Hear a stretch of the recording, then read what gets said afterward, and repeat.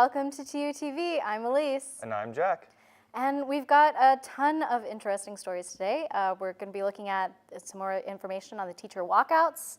And Jack, there was the Thunder. There was something about that. We won. We got in the playoffs. I'm excited. Yeah, that's really exciting. You know, I haven't kept up with them the last few years being in college, but I'm really excited to see how they do. Yeah, all I know is that Kevin Durant betrayed him. But yeah, that was big news.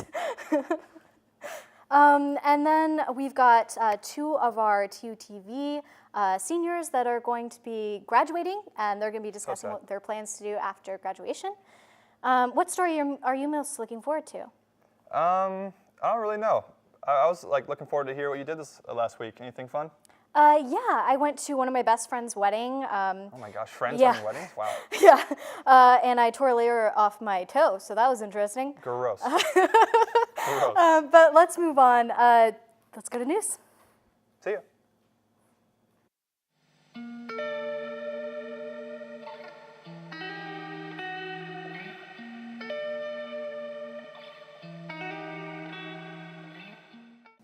Hello and welcome to TUTV News, a program only slightly more credible than InfoWars. I'm Drew. And I'm Dylan, and today we have more info on the teacher walkouts in the state of Oklahoma and how effective they're being, so let's take it away. This past Saturday, Tulsa teachers who are walking to the state capitol reached their halfway point. They began the 110-mile journey on April 4th as part of the statewide teacher walkout to protest low pay and educational budget cuts. Third grade teacher Heather Cody asked lawmakers, quote, "If we're willing to walk 110 miles, what are you willing to do for our kids?" unquote. The group averaged 15 miles per day along Route 66. Aaron Baker, who teaches in Del City, drove all the way to Tulsa just to walk back to the metro.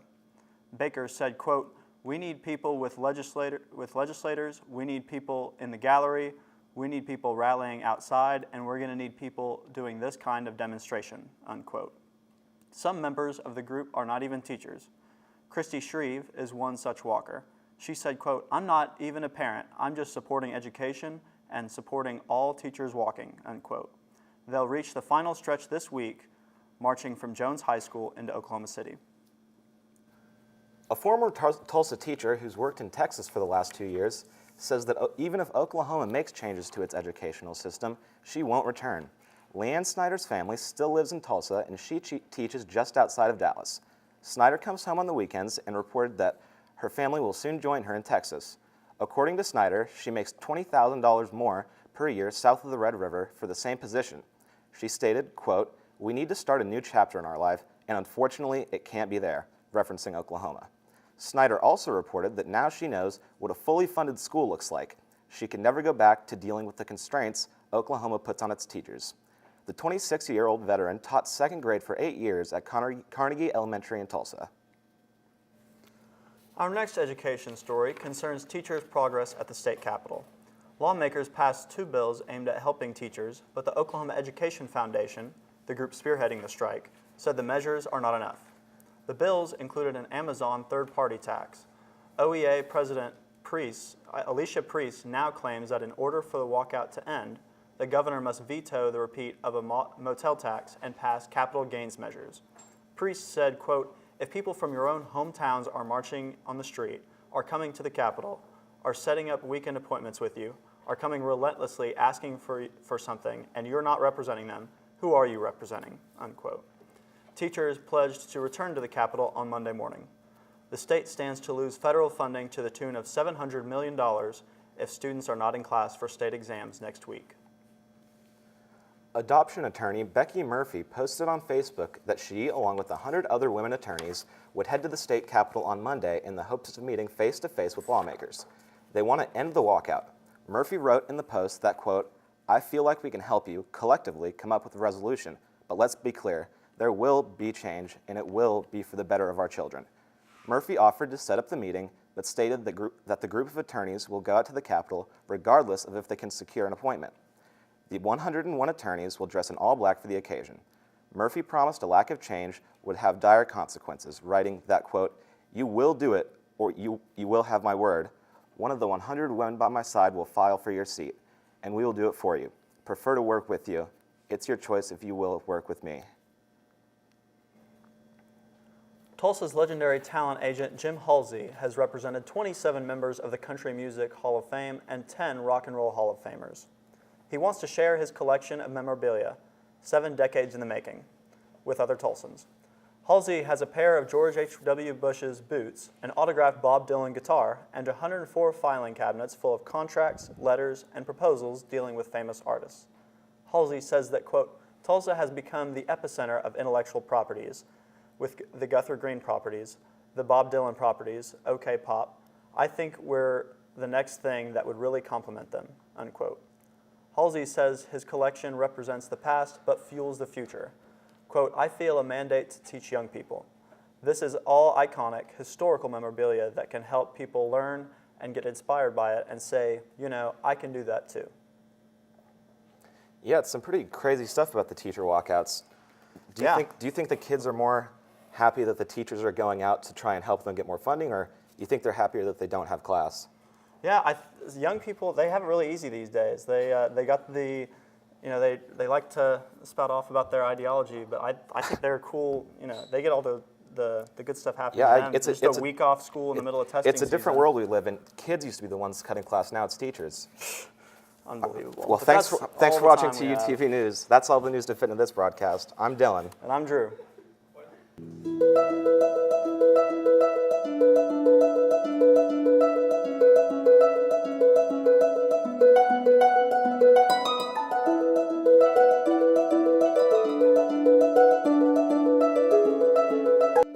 Hey guys, I'll just take over.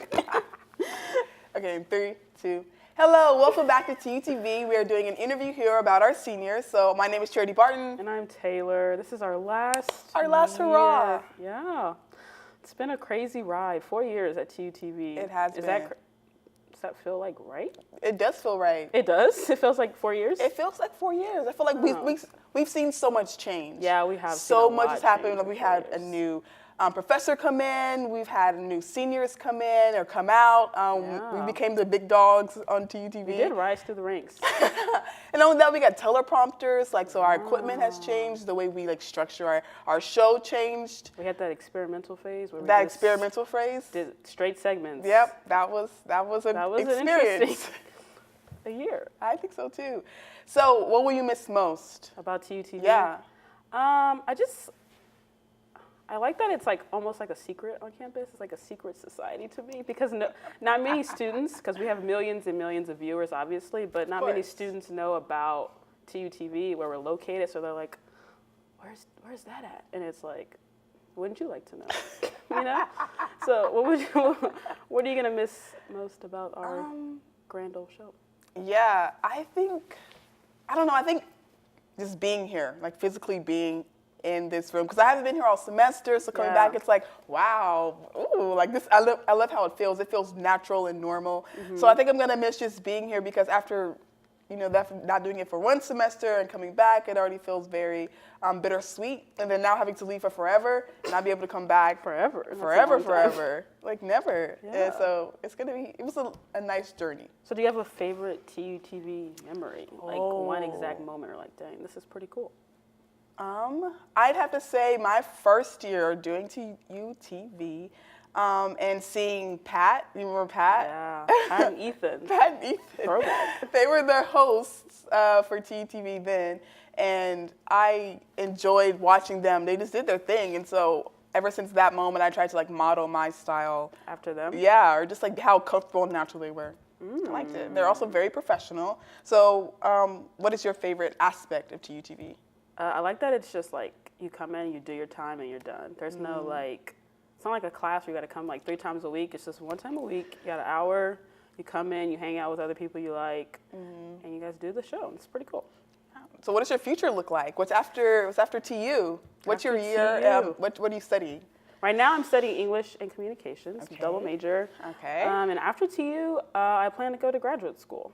Nice. Yeah, so I have 2 more years of schooling, which actually I'm looking forward to, just because it's super specialized what I'm getting into. So it's I have to take science and math. Oh, right. So it's kind of like how freshman year, sophomore year sucks. But then junior year, you're like, okay, then my classes. But basically it's 10 times that, because You only have like your one specialty. So what about you? What's next? What's next for me? I'm taking a gap year. I do not know if I want to go straight into work or if I want to go into graduate school. So I'm taking a gap year, and I'm gonna relocate to LA. Fun. That's fun. Yeah. Where's your school gonna be?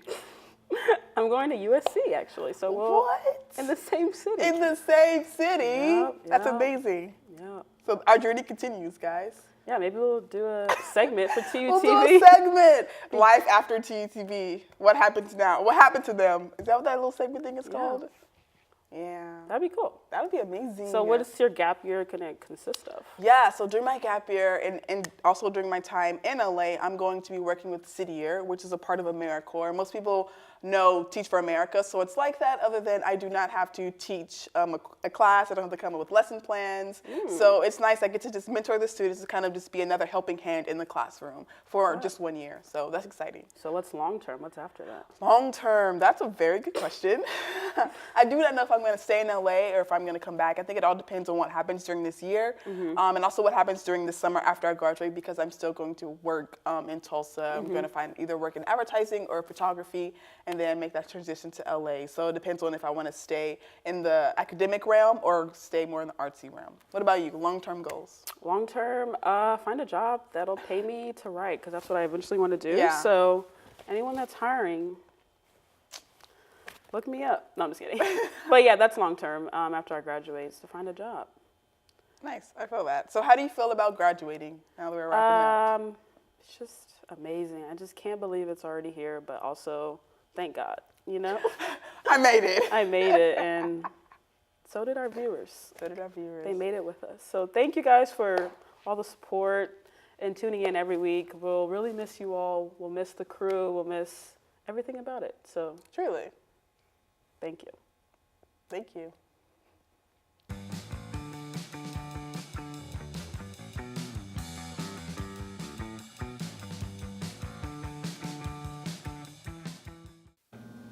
Hello and welcome back to TUTV Sports, the campus-wide concise sports segment. I'm Alex. And I'm Jack. The Thunder have made the playoffs. Men's and women's tennis is a mixed bag of results, but softball is tearing teams apart, so let's get to it.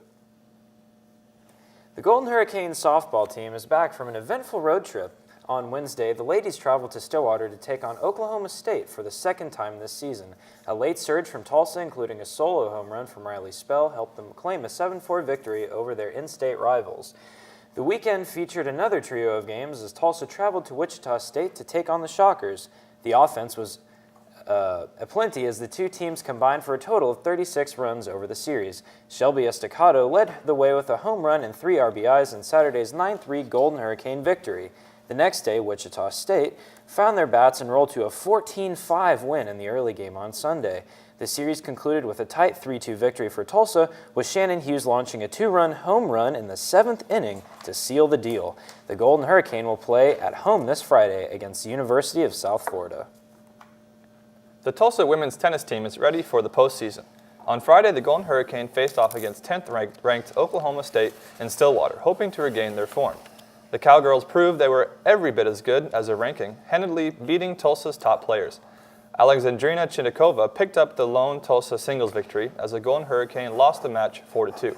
Trying to recover from back-to-back defeats 2 days later, Tulsa played host to North Texas. The ladies had much better fortunes at home. No player lost a single or doubles match, leading to a 4-0 victory for the Golden Hurricane. Tulsa will welcome UCF on Friday for the final match of the season before the American Athletic Conference tournament next weekend. The men's tennis team seemed to have lost their stroke. On the back of 4 consecutive losses to nationally ranked opponents, the Golden Hurricane needed a big result in their last home outing of the season. On Friday, the Case Tennis Center would be host to Tulsa and 38th-ranked Central Florida. Majid Kalani and Boris Camden each grabbed singles victories, but those were consolation prizes in a 5-2 loss. The road won't get any easier for the Hurricane as they face a trip to Texas this week to round out the regular season. The American Athletic Conference tennis tournament will be contested next weekend. The Oklahoma City Thunder have secured a spot in the playoffs. After a close loss to home to the Warriors, the Thunder needed a strong showing in their 3 final games of the season. First, OKC faced an away trip to the best team in the NBA at the moment, the Houston Rockets. The OK3 of Russell Westbrook, Carmelo Anthony, and Paul George combined for 70 points at the Thunder snapped Houston's commanding 20-game home winning streak. Oklahoma City would then clinch a playoff spot with a come-from-behind victory in Miami on Monday night. It was a slow start, but the Thunder finally found their scoring touch, with Paul George scoring 27, leading the way for a 115-93 Oklahoma City victory, having one remaining regular season game before the playoffs begin next week. Well, Jack, are you as excited as I am for Oklahoma City Thunder basketball playoffs? How excited are you? I'm incredibly excited. I love the basketball playoffs because they play a series of games, so if you screw up one night, it's not the end of the world. It's not like the March Madness where you lose once and you're Yeah, done. that's kind of crappy. So you're incredibly excited? I am. I'm excited I'm too. also incredibly excited. I really like it when they beat the Rockets because it just sticks one to James Harden. Yeah. You know, fear the beard, yeah, screw him. I don't fear any of that facial hair. Let him know. Let him know about it. We're going to have a 1v1 fight between Alex and James Harden next episode. Tune in. Thanks for watching.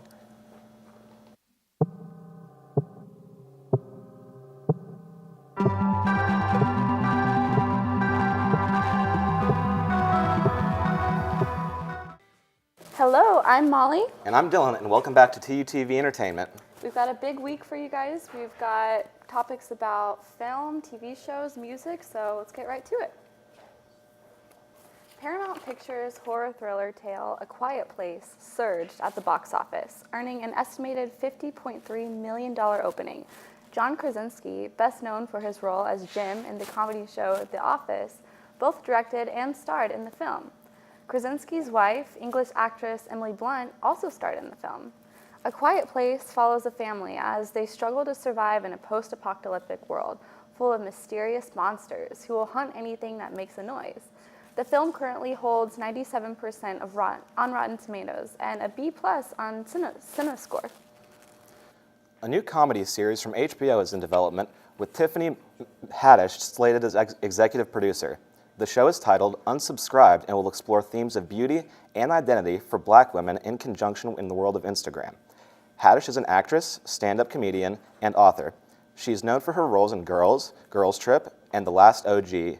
Unsubscribed will be her first project under her first look deal with HBO. Writers for the show will include Hosha Rockmore and Danielle Henderson. Legendary jazz pianist Cecil Taylor passed away last Thursday evening at his home in Brooklyn. He was 89 years old. Taylor was a highly influential figure in the world of free jazz. His 1956 album, Jazz Advance, is considered one of the most essential albums of the genre.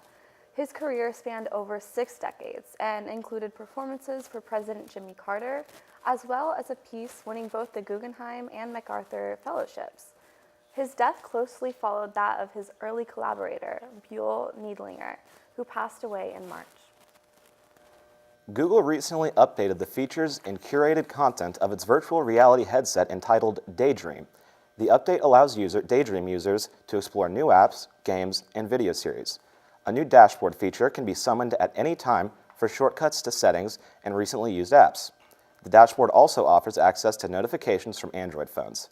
These updates will likely be available during Google's launch of the standalone Daydream VR headset, which will take place next month in partnership with Lenovo.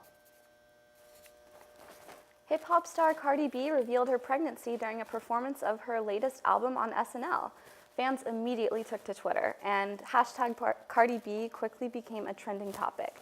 The reveal took place during her second performance of the night, while she sang this track, Be Careful, off her new album, Invasion of Privacy.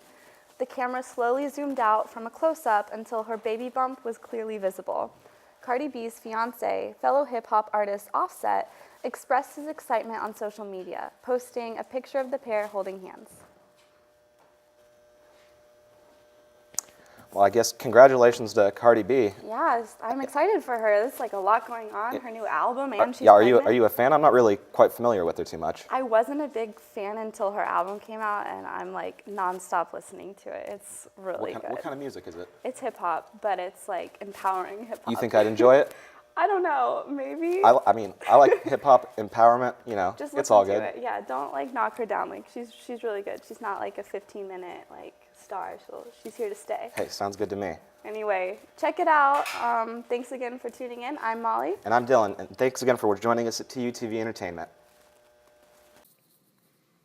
The other day I got to interview Professor Stibe from the economics department, soon to be retiring. If you just briefly introduce yourself. I'm Steve Stibe. Yep. I'm a professor of economics. I'm retiring next year. I've been here since 1972. That's enough. I don't know, why did you decide to retire now or in December, right? Well, yeah, officially May, but I won't be here after the fall semester.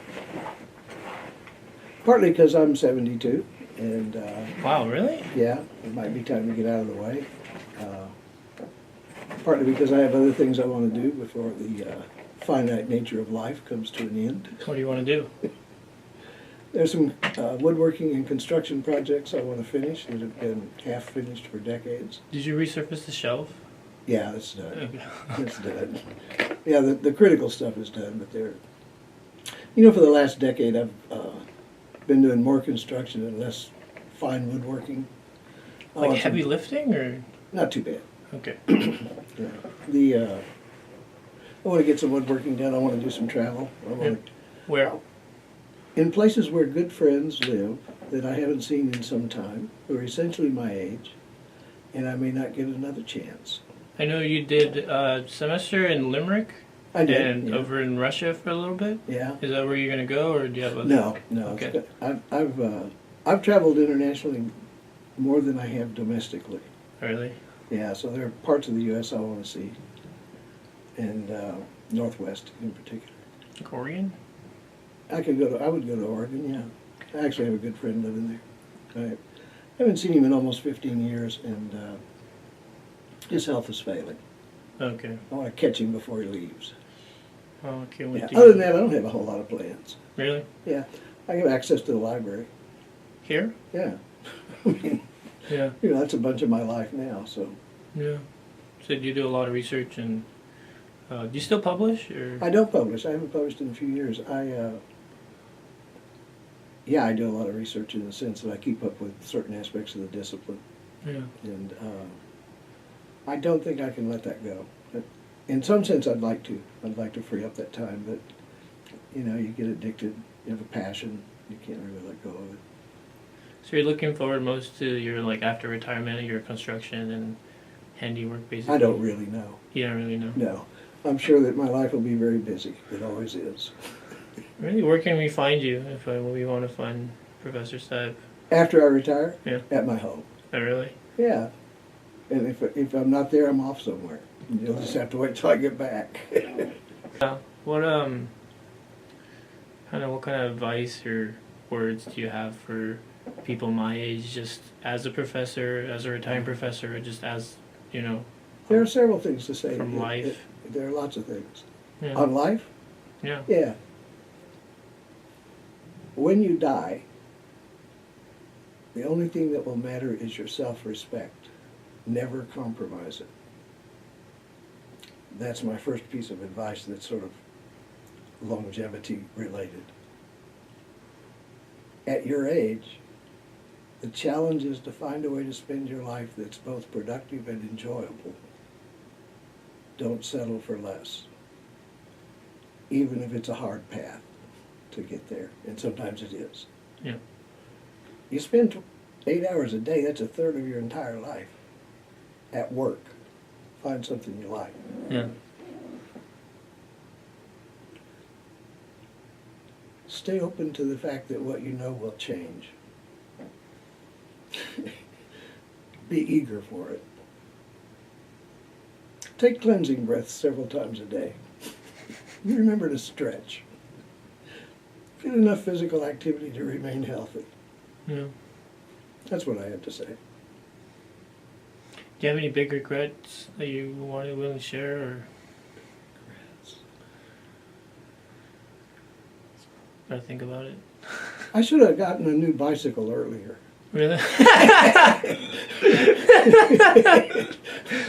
The bicycle I had before was totally worn out when I finally decided I needed a new one. That's a regret. Do I have any other kinds of regrets? None that are profound. Really? Yeah. I got lucky. I mean, all my kids have grown up and they're great human beings. I married the right person. You know, those are the places where people run into a lot of long-term pain, I think. Yeah. Yeah, I think that's about it. Okay. Yeah. Hey, welcome back. How's it going, guys? What have you got there? A French horn, Okay. What's it for? playing music. Weird. Okay, cool. There's a lot of interesting stories. The teacher walkouts, actually, he was talking about how Yeah. that woman made $20,000 more in Texas. That's awesome. My sister, she works in Texas, and she is in one of the highest paying districts, but she makes as much as if my PhD brother-in-law had 25 years of experience and his PhD. Oh, wow. Like yearly, in compared to like Dallas and. Oh, yeah. Oklahoma. Okay, I get it. That's crazy. Yeah, My so- mom teaches in Dallas, Texas. Oh yeah. And yeah, she knows That's how nice. it's like. Yeah, it's pretty. It's crazy. You talked about what you did last week and went to a wedding. Yeah. I also did something really like important. I watched a lot of Mr. Rogers' Neighborhood on the Okay. internet. It's really good. It's a really good show. I've never seen that show. Do I have my mic on? Yeah, I do. Yeah, it's a really good show, like for kids. You never heard of? No, I haven't. Are you crazy? No. What? No. Oh my God! It's like I what? watched Leave It to Beaver when I was a child, and Gilligan's Island, and like the Andy Griffith Show. Those were my childhood shows. So you were like a middle-aged woman when you were a kid. Yeah, basically. Wow. I was homeschooled. Oh my God. So yeah, basically, it's just the guy, Mr. Rogers, just being himself, helping kids out, you know, and like they have like a segment of make believe, and he shows kids how to do simple stuff like get a haircut. He's just a nice guy. Well, I'll have to check that out. Yeah, you should. It's really good. Well, I'm excited about everyone seeing this video and commenting on it. Please. And we'll see you next week. See you guys. Thanks for watching. I'm Jack as always. And I'm Elise. See ya. Bye.